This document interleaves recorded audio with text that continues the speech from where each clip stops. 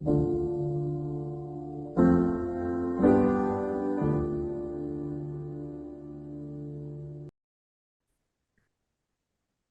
everyone, and welcome to another episode of the Compelling Conversations podcast. Today, I'm very happy to be joined by my friend Rudy. He's joining us from Sulawesi, Indonesia. So I'm thrilled that you're here and you're giving us your time. Thanks, Rudy. Thank you so much, Omar, for having me on your podcast. Yeah. As we've discussed, with these podcasts, there's really never a script. There's really never anything specific I'm going based off of. It's just a candid conversation. So, I know you have some things you wanted to bring to the table, Rudy. Let's Okay, let's jump into it. sounds good. Hello, everyone. Jazakallah khair again, Omar, for having me on your podcast. I'm Rudy, and then I met Omar at University of Houston. There were, some MSA events. Um, then I think one of them was the iftar in Ramadan. I was doing my research type of rotation at University of Houston. I actually graduated from West Virginia University. I'm a clinical pharmacist by training. I've been in school forever. And yeah, so I did my PharmD degree. I'm a clinical pharmacist. I did that here in Indonesia. And then I continued with clinical pharmacy degree after PharmD, 2 years. Still here at University of Indonesia. And then I did another degree in clinical epidemiology. And then I went to West Virginia University. I did my PhD in the field is called health services and outcomes research, but actually it focuses on it's something called like pharmacoepidemiology. um it talks about like drug therapy evaluation, the existing ones, which so in my field we don't try to like discover new drugs, but we evaluate the existing ones. So yeah, I think I'll stop there. So I don't know, sometimes like I am a little shy. So I really hope that, like anyone can learn something from this wonderful opportunity from me and Omar. Yeah, so Yeah, yeah. Well, hey, thanks for sharing that bit there. Um, you said you were what on this journey that you've been on. What is the most valuable thing that you've learned? honestly, the past 5 years, actually, I was in the US for 6 years. I went there in 2017, and the biggest um, valuable thing that I have learned is one word: accepting. I had so many things like going on in my life, and I believe like everyone does. And one of them was that I felt like I always wanted to please everyone, and I kept like being too hard on myself. So if you're asking me the I don't know if this is the answer you're looking for, but the past 5 6 years I was in the U.S. specifically, like I have been, better at accepting myself, and then it's fine if you can't really please everyone. Do what you want as long as it's in the right path of if you have religion, especially like in Islam. As long as it's fine, it's just go with it. So accepting, that's the biggest valuable thing that I would tell you, Omar, that I have learned. How did you come to find that out that accepting was fine? Um, so not gonna lie, um, actually, like my journey has not always been, smooth. And like there were times like in the past, like I felt like I was, I was just like, I kept demanding like too much from myself. And then, especially like when I was in Morgantown, West Virginia, there were moments that I felt, oh man, maybe I should have done that. I should have done this. And then, oh, well, what am I doing? Like, why did I start this PhD? Like, and among other things, like I kept, like thinking that other people's lives are better. Um, yeah, maybe I don't know if I can like bring this up on here. It's just um the thing that like I really learned a lot, especially like in my PhD. I really wanted to quit. Like I didn't want to say this because I really hope that this doesn't discourage people, or this doesn't affect people negatively, like those who want to do like higher degree.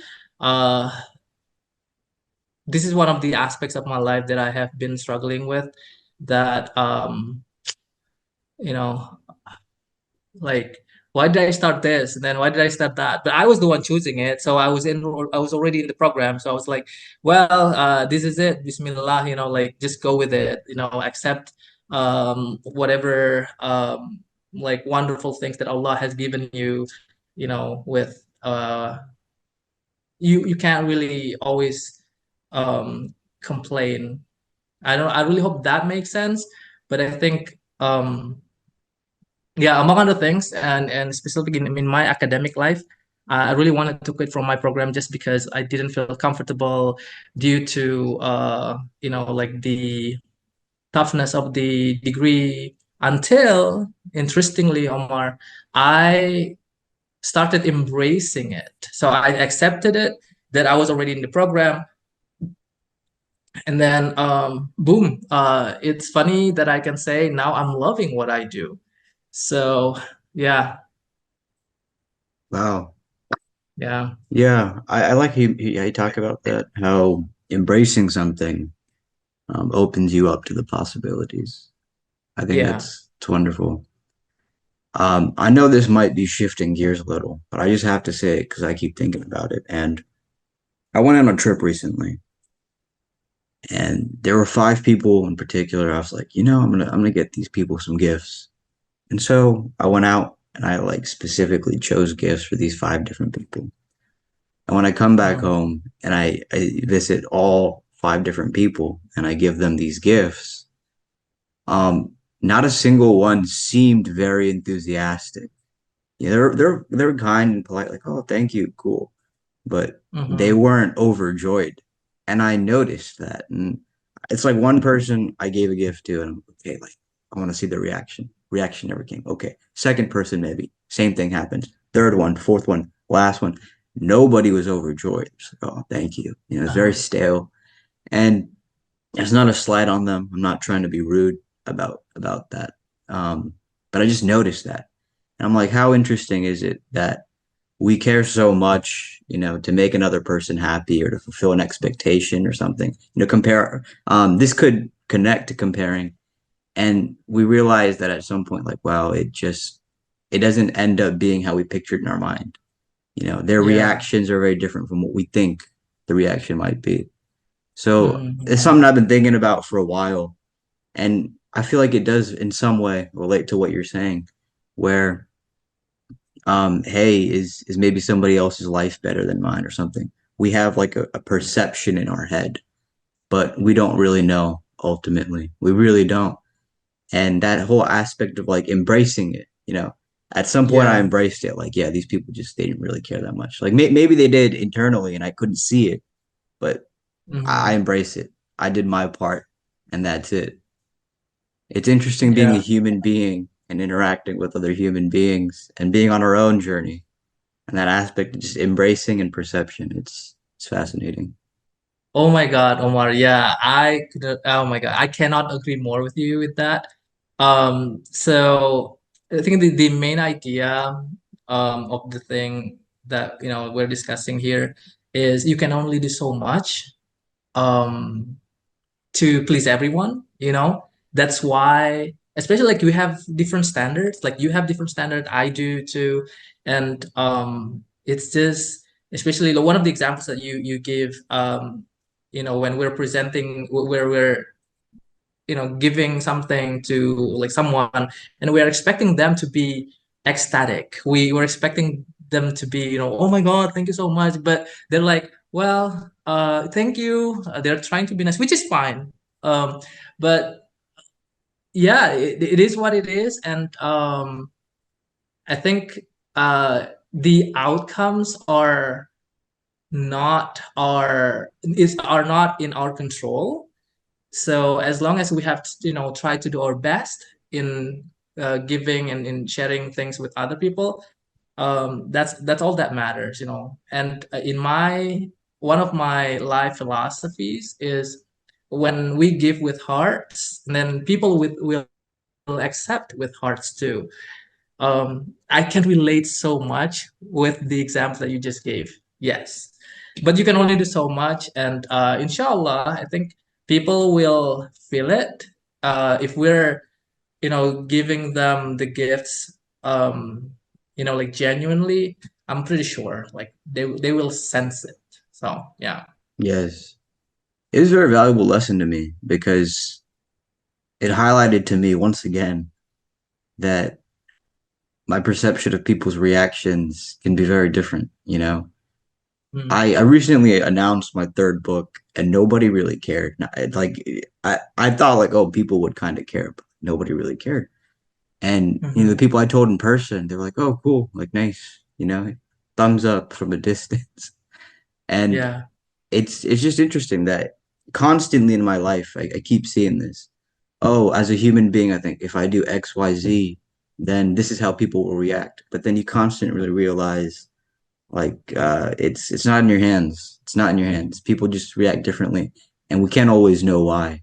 And that's further yeah, proof to just be like, hey, do your thing, whatever you're doing for you, because these other people, it won't really matter in the end. And that makes me wonder, now that you've accomplished everything that you've accomplished after this long journey, what were people's mhm. reactions like to you? Did you feel like they, yeah, well, what did you think? Did you think that you received a reaction that you were thinking in your head, or were you surprised by how they saw you? Um, in my personal experience, I would say, yeah. And I'm stunned. Like I'm really, um, I would say like I'm really surprised and flabbergasted with the expressions and then with the reactions from people, especially here in Indonesia. Um, I mean, I'm just gonna like say it. We don't have many U.S. university graduates here, especially in Central Sulawesi. And then like coming back home with the degree, and then people are just like, "Yo, yo, what's up?" Like, You're a "Whoa, rock you know." star. You're a rock star out Yeah, there. I really can see the expectations in their eyes, and also like the like they're feeling, and especially like the students right now. For your information, I'm a teaching staff here at the local university, and the students are like, "Yo, that's the junior professor from America, this and that." I'm like, "Yo, really? Okay, yeah." I think the reactions are definitely variable from person to person, but most of the time, Alhamdulillah, I can't complain. I've been really blessed with my surroundings. So yeah, but some people they're just like, oh, okay, good for you. So like you said, there is no way that we can have control over like anyone's reactions, and and we don't know. Some people they're just like expressing it adequately, but in their hearts, like they're so proud of you, things like that. So what's apparent like in front of us may not you know represent what's inside too sometimes in a positive way. So yeah. No, very good point. Very good point. And it's making me think of something, how appearances are important, you know, to yeah. But I wanted to talk about that the thing you mentioned earlier about not quitting. What was the moment where you were like, I can't quit. I have to pick myself back up. Okay, so to give you a context and for everyone as well, I came from a very clinical background. I'm a clinical pharmacist by training, and then all I did in the past was, you know, to learn how to treat patients, how to recommend drug therapy, blah, blah, blah. And then I ended up doing a PhD. Wonderful. But I didn't really see it was my bad that I wasn't really aware of what's in it. So it was very data analysis, like hardcore coding.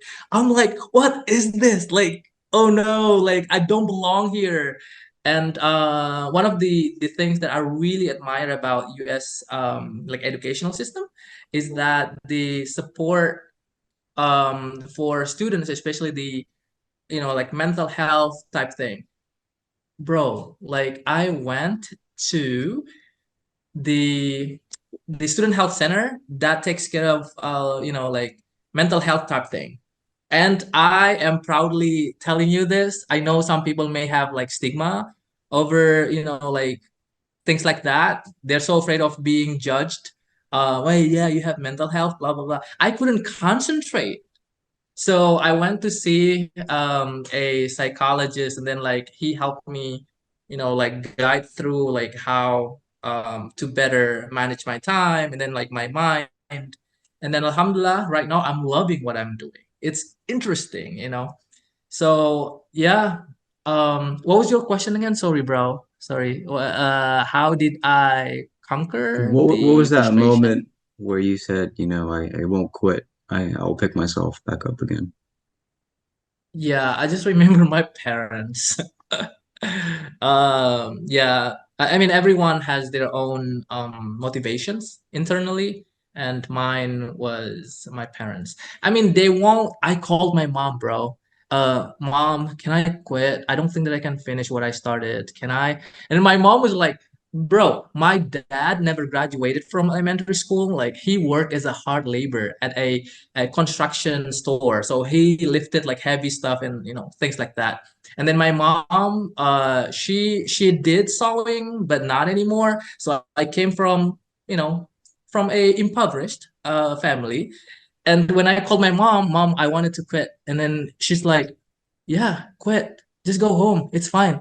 I'm like, so I wasn't expecting that. Like my mom herself, she did not have a very high, like expectation on like do higher degree, this and that. No, just go home.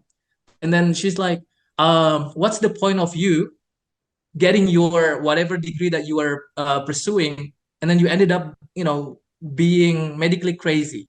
Naudzubillah min dhalik, God forbid.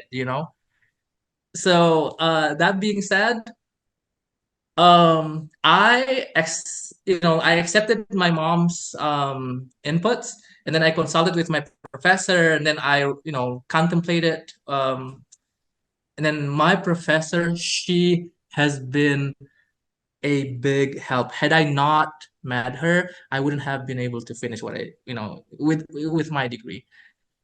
So yeah, I really hope that answered your question. My parents, although from their end, bro, my parents, they don't have,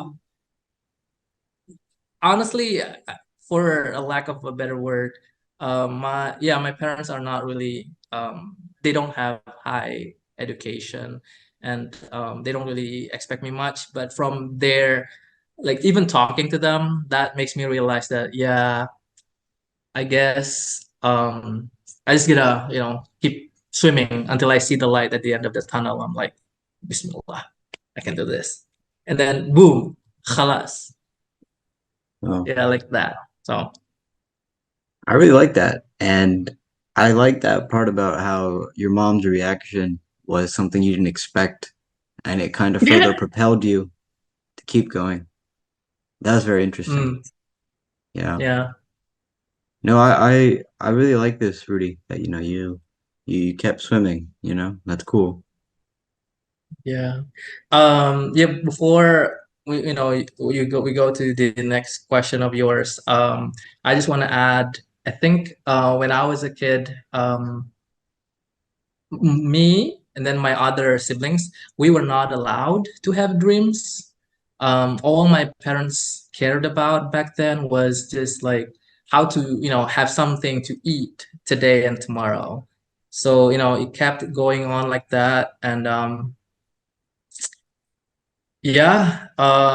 So me reaching this point was never really in my dictionary. I never thought that I would reach this point. So I just Wow. want to This, bring that this is up. this is very fascinating. So when you were young, how did this happen? How did you become the person you are now? If you weren't allowed to have dreams as a child, what happened?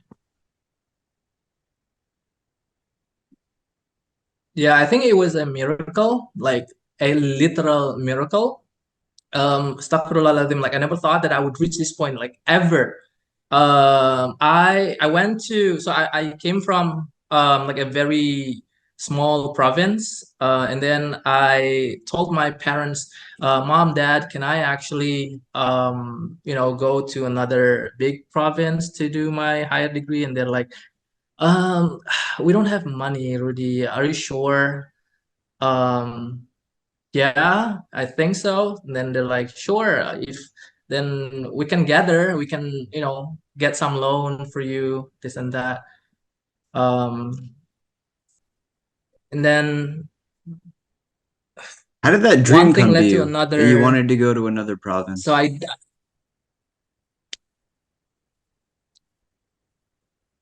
I saw my friends. My friends, they're pretty loaded, financially. So I felt like, well, like my friends are leaving the province because they want to achieve, like, or like go to a better university, this and that. I'm like, yeah, I guess, sure. I think I also want that. I mean, who doesn't? But looking back, and then when I saw my parents' situation, I for sure like made sure that they were capable of supporting me. And I asked, they were not really supportive at first until my other siblings supported my decision. Then I think my mom sold her gold, just whatever she got, like from in the drawers, whatever. Then she sold it. Then yeah, that became my tuition fee. Then I went out of my province, and I graduated from my undergrad, and then I did another professional degree. After that, I'm like, this is it. Enough is enough for me to, burden my parents. Not anymore. I applied for scholarship. So yeah, from that moment on, everything was on my own. I happened to get, Alhamdulillah, scholarship, and yeah, the rest is history, Alhamdulillah. So So did you go to I never planned it. I never planned it. That's the highlight of it. that's the yeah, that happens, huh? You never plan things and they end up happening. Yes. Yes. Did you end up going to Jakarta, or where did you go? Yeah, I did my undergraduate and professional degree in South Sulawesi. I think it's like one of the top five provinces, including Jakarta. And then I did my clinical pharmacy degree and clinical epidemiology degree in Jakarta, the capital of Indonesia, and then PhD West Virginia. Yeah, man, that's very cool. And I always think it's interesting that you're up in West Virginia, but we met in Houston. Like that wasn't planned, huh? Just kind of happened at a spring break party. Yeah, yeah. It was like I said, actually, like I got accepted in other states as well. Maybe it's better for me not to mention the states. But I got at least four offers from here, all over the states. But I chose Houston. University of Houston was actually the very last university that I was applying to do my, it's called like post academic training after finishing like my PhD. I was on Fulbright scholarship. I'm not sure if you're familiar with that scholarship. Yeah, I was on Fulbright, then we were allowed to do extra academic training. So I chose Houston. I did have four at least that I can remember. And then it was just like out of the blue, like it accepted me. I was like, well, I did Salatul Istikhara too. Like, Houston, what about the other offers? Well, there were some reasons. One of them was that like there was an alumni. One of the alumni of my university worked at University of Houston. I was like, so why not? I got someone to learn from, and then I was just like going with my heart. I always do that. You will never believe me, Omar. When I was like standing in line when I was applying for there's something called like national selection process, a national exam to enter college here in Indonesia. I was standing in line. I was gonna do chemistry, and then a friend of mine, she said that, Rudy, what are you doing there? Stand right here. I thought like you like taking care of patients. I thought like you like, you love people. Then why standing over there? Come here. And I switch like that. That's how I live my life. Wallahi, that's like that. I kid you not. So yeah. Wow. Yeah, that's very interesting, man. Yeah. That is very interesting. And Sulawesi, it's is it like a coastal area? Like is it beaches or what is it? Yeah. Wow. It's a bay area. Bay Area. Wow. Yeah. Nice, nice. Like all provinces, I would say all provinces of Indonesia are coastal. So we have water everywhere. So Yeah, yeah, come to think of it, yeah. yeah. I was wondering if how is Sukarno perceived in Indonesia?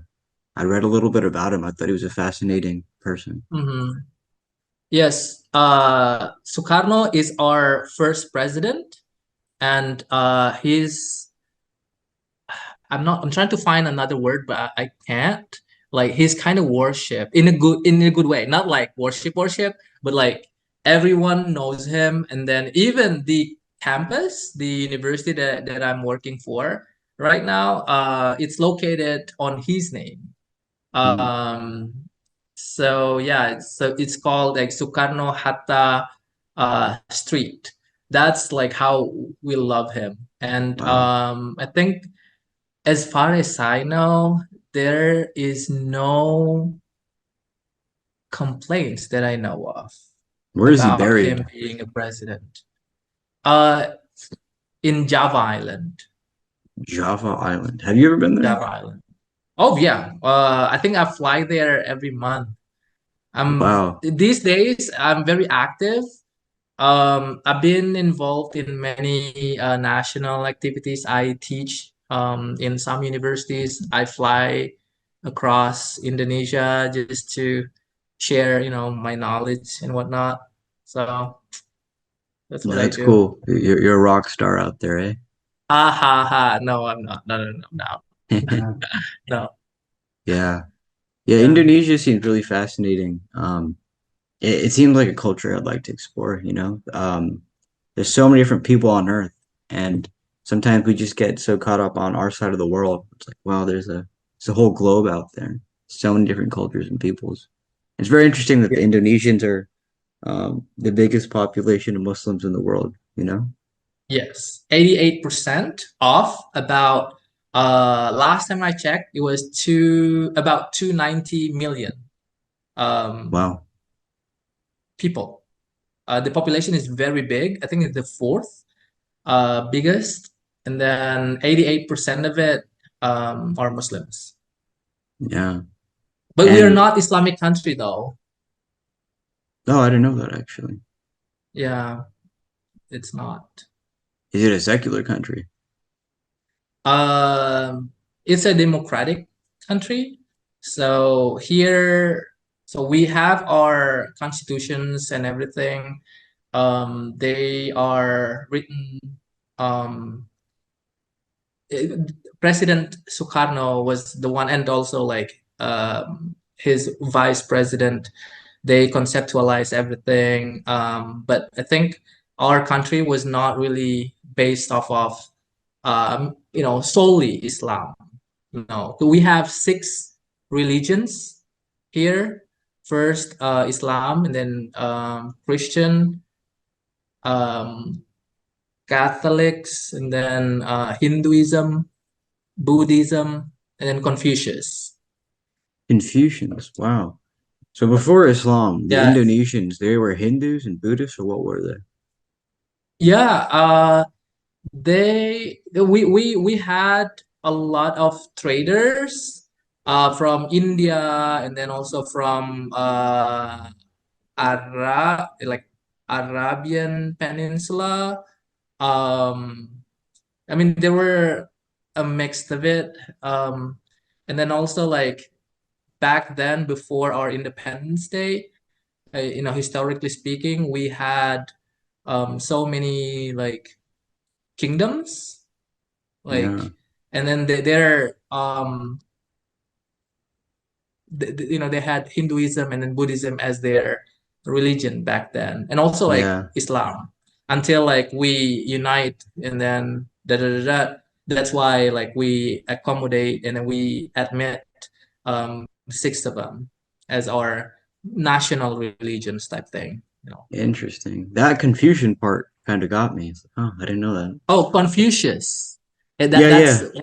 yeah, Yeah, I was surprised. I was like, wow, I didn't know that Confucianism is out yeah. in Indonesia. It's like But don't quote me on this. I think it's the same. I think so. Have you ever heard Konghuchu? yeah, yeah. Konghuchu is yeah, yeah. Yeah. I interestingly enough, like the Indonesians that I've met in my life, other than you, they aren't Um, Muslim, you know? They tend to be like something else, like Christian or Hindu. And I'm like, oh, that really surprises me. oh, okay. Yeah. Considering how many Yeah. Muslims are out there, you know? So yeah. Yes. Yeah. No, it looks like a very cool culture. And what was that one island?